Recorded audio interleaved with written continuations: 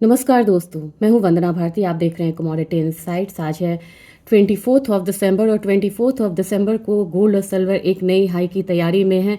जी हां, कॉमिक्स में ये ऑलरेडी हाई लगा चुका है और इस हफ्ते की बात की जाए 5% का मूव जो है वो गोल्ड में आया है पिछले 2-3 सेशन में, और सिल्वर में ये मूव 10% की है। कुछ साल पहले ये मूव जो होती थी पूरे साल भर की होती थी, 5 या 10% की मूव। अब ये रिकॉर्ड हाई पे है, $45-50 आ रहा है गोल्ड।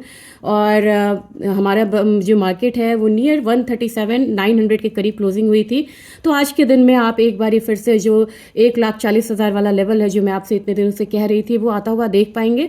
और सिल्वर की बात की जाए, सिल्वर $72.3 है और चाइना में ये $73 से ऊपर है।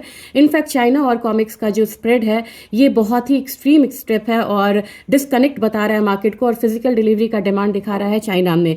तो सिल्वर में आज फिर से 0.25% की बढ़त है, यानी कि इतने हायर साइड के बाद भी हम लोगों ने 1.7% का अपसाइड दिखा है। और कितनी मतलब लेवल्स क्या है यहाँ पे, 72.3।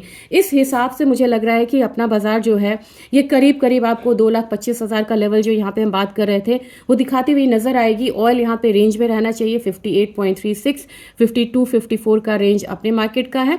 तो मेरे ख्याल से 5300 को यहाँ पे हम लेके चलेंगे। ऑयल की इन्वेंट्रीज है। नेचुरल गैस में जबरदस्त मूव आ रही है, अब ये $4.5 के करीब आ गया, 2% से भी अपसाइड है यहाँ पे ज्यादा।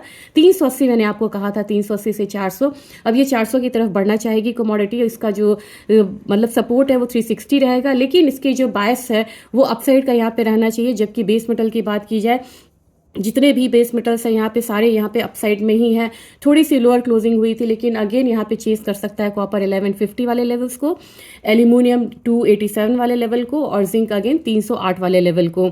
अब यहाँ पे बोलेंगे कि आज के दिन का क्या हिसाब किताब है। आज अर्ली क्लोज है कॉमिक्स में और मार्केट आपको वहाँ के हिसाब से 1 बजे बंद हो जाएगी। डेटा में जॉबलेस क्लेम है जो कि थोड़ा सा कम होकर आने की उम्मीद है, और इन्वेंट्रीज है।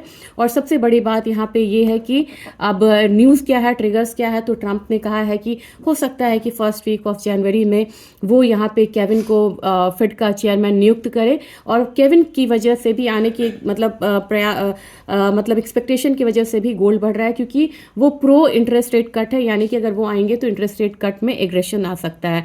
तो ये ट्रिगर्स थे यहाँ पे पॉजिटिव आउटलुक के लिए। तो तैयार रहिए एक बारी फिर से मैसिव अपसाइड और गैप अप ओपनिंग देखने के लिए गोल्ड और सिल्वर दोनों में ही। Thank you.